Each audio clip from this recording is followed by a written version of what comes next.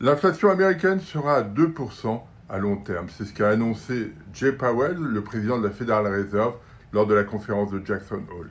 Son objectif n'est plus d'être à 2% tout le temps, mais d'être à 2% en moyenne. Une période d'inflation inférieure à 1% pourra être suivie d'une période supérieure à 2%. C'est cette différence qui a été énoncée et annoncée par le président de la Fed.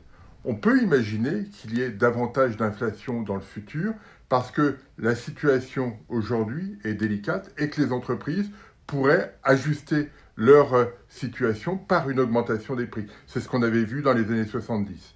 Deux conséquences de cela. La première, c'est que la lecture de la politique monétaire de la Fed sera beaucoup plus compliquée. Sa fonction de réaction va être fortement modifiée et on ne saura pas très bien à quel moment elle changera de taux d'intérêt. La deuxième conséquence est que dans un environnement où le marché du travail va rester durablement pénalisé du fait du choc sanitaire, eh bien, les salariés n'auront plus de pouvoir de négociation et dans un contexte où l'inflation pourrait être beaucoup plus élevée, leur pouvoir d'achat sera rogné.